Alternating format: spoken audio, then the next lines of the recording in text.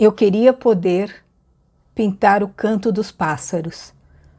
Oscar Claude Monet.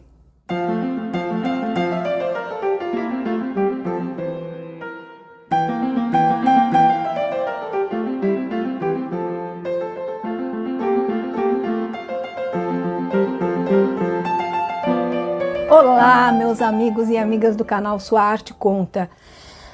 E temos a Monet. Eu vou falar de fatos e vou dar um pulo na história e depois a gente vai voltando, até para entender o caminho de Monet, o que ele fez na arte.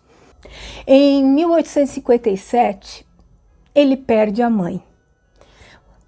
E aí, o que acontece com ele e por quê? A mãe dele, dizem que ela era uma cantora lírica, mas também ela era uma aquarelista, ela fazia aquarelas para a família só para mostrar e apoiava muito Monet. Ela era o braço de apoio de Monet. E quando ela morre, ele fica devastado e aí ele começa a ter um comportamento um tanto quanto estranho, horas eufórico e horas extremamente depressivo. Isso ele leva a vida toda. Será que ele era bipolar? Não sei, eu não sou médica para falar sobre isso. Mas era isso que as pessoas começaram a observar. Um fato interessante, que eu acho assim que nós poderíamos, como está no título, poderíamos não ter Monet. Preste atenção. Em 1861, o que acontece? Estoura a Guerra da Argélia com a França e ele é convocado. Então chega o pai que queria que ele fosse comerciante como ele, porque as coisas nunca estavam boas para o Monet financeiramente, e lá está ele indo para a guerra. A tia, a senhora Lacrade, que começou a cuidar dele pós a morte da mãe, chega para ele, ela era pintora também, veja a coisa. Ela e o pai chegam assim e falam assim: olha, dá para pagar 2.500 francos para o exército não mandar você. Desde que você nos prometa que você nunca mais vai pintar, nunca mais será artista. Adivinha o que ele respondeu? Eu vou para a Argélia. Ele poderia ter morrido na Argélia. E ele não morre.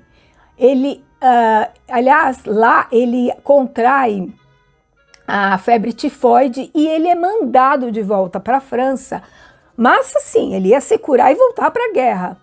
Aí a tia se desesperou tudo e aí sim, ela falou assim para Monet: Monet, eu vou pagar 3.000 francos, tinha aumentado, para você deixar o exército, desde que você prometa que vá fazer uma universidade de arte. Veja bem, quando eles viram Monet ir para a morte, eles entenderam a paixão dele. Ele preferiu ir para a Argélia. E ele falava que a experiência na Argélia tinha sido maravilhosa, que tinha sido como um chumbo na cabeça dele, que ele adorava as pessoas da Argélia. Ele veio todo apaixonado pela Argélia. E aí ele começa a trajetória dele, que ele nem cumpre direito, que eu vou continuar numa outra ocasião. O que eu quero falar é desse quadro aqui, que é o Jardim de Saint-André. Estão vendo ele? Ele estava muito deprimido porque ele não conseguia emplacar os quadros nos salões oficiais financiados pelo governo. Então ele estava tão chateado, com um monte de problemas, e ele... vou para Saint-André com a minha família. Só que a família chega para ele e fala assim: não traga Camille Dancier. Quem é Camille Dancier? Inclusive ela vai aparecer num quadro que eu também vou voltar no passado e contar. Camille Dancier foi a amante de Monet e depois a primeira esposa dele. Ele amava, mas ele teve que ir sem ela. A família não aturava a presença dela, porque ela estava grávida antes de casar. Ai, meu Deus, vamos lá. E aí ele foi sozinho. E aí ele pinta esse quadro e vamos analisá-lo. E depois eu vou fazer uma pergunta. E vocês vão saber de outra coisa que aconteceu. Vocês estão vendo que esse quadro ele é dividido em 3 camadas. Então a camada de cima é o azul céu claro, o mar escuro e essa parte colorida, florida, cheia de flores. Aproximando, por que é um quadro? É o primeiro quadro com tons impressionistas. Olhe perto isto aqui. Já tinha pinceladas impressionistas. E mais, se você observar o mar azul, existem pinceladas que deixam o pelo do pincel. Então eram camadas de tinta. Outra coisa que se deve analisar nesse quadro, ele tem 3 camadas, ok? Porém, ele tem uma diagonal que sai ali de trás do pai do Monet, que está sentado na cadeira, ali mais para trás, e vai até aquela flâmula vermelha e amarela. Ele quase não tem contorno mais, por isso também começa a reafirmar. E outra coisa, ele se inspirou nesse quadro aqui de Hokusai, aquele da onda. Aliás, pela vida inteira, inclusive os jardins de Giverny vão ser ajudados, vão ser contratados pessoas que entendem da cultura japonesa. Ele leva a cultura japonesa a vida inteira dele. Então vocês observem, ele quebra, interessante desse quadro, porque ele quebra as 3 partes com o movimento da tela, dessa linha diagonal.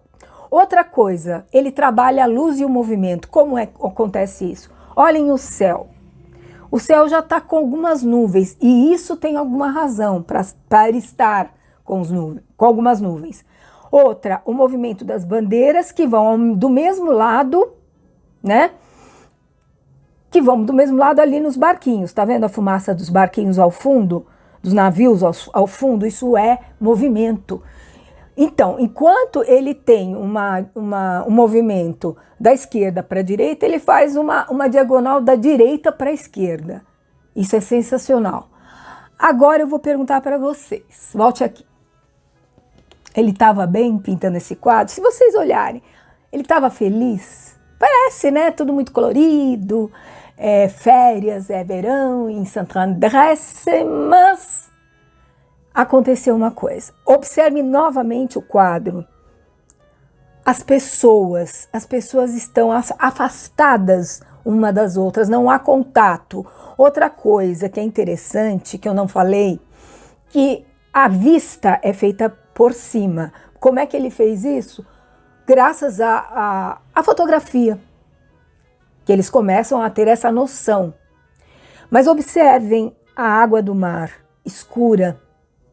As pessoas não têm contato, porque ele tinha um problema com a família, ele estava com um problema com a família dele, por conta desse problema da Camille. Só que ele precisava da família, porque era ela que, até aquele momento, ajudava ele financeiramente. Mesmo depois que Camille se casou e ela entrou com um dote de 23 mil francos. E aí o que acontece? Quando ele estava fazendo esse quadro em 1867, nasce o filho dele, o primeiro filho dele. Então ele basicamente abandonou Camille e foi ficar com os parentes. E aí ele sabe do nascimento do Jean, do primeiro filho, que tinha problemas, tinha sido um parto difícil, problemas de saúde, que levou a vida inteira. Ele estava sem dinheiro, a família era contra Camille, ele estava arrasado. O que fez ele, após esse quadro, tentar acabar com a própria existência. E aí eu digo para vocês, e se ele tivesse conseguido? Nós não teríamos 1.180 obras dele, fora os desenhos, fora um monte de coisas que ele propunha, né?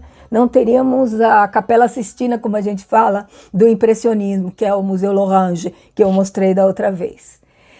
quando ele tentou se jogar no Sena, né, para ir de arrasta para cima, como o pessoal fala agora, e não conseguiu.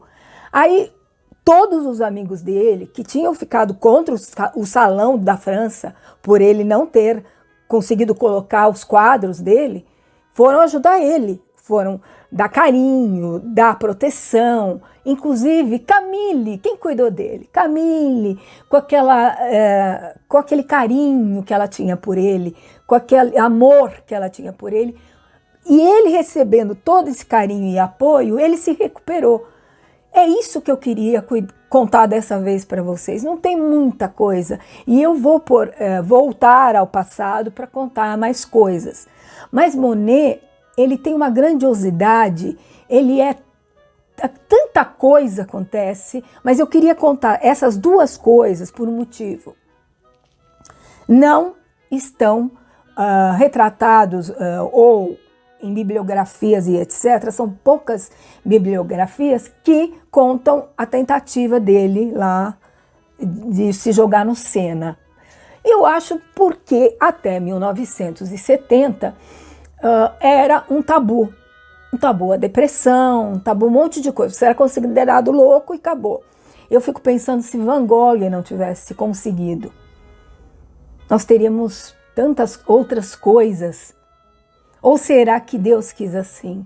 Porque eu acredito em Deus. Quem não acredita, será que a vida quis assim? É isso. Por hoje é só. Semana que vem tem mais Monet, porque vocês vão ficar, ai, Sônia, você só fala de Monet, mas a vida dele é um encanto. Até o último dia que ele esteve consciente. Tá bom? Peço a sua inscrição, deixa um coraçãozinho aqui embaixo no comentário. Se inscrevam, por favor, compartilhem, indiquem um amigo. Um beijo, tchau, tchau, até semana que vem. Só uma coisa, eu agora estou em todas essas plataformas, o TikTok, eu tive que ir para o TikTok, eu tive que ir para o Quai, né?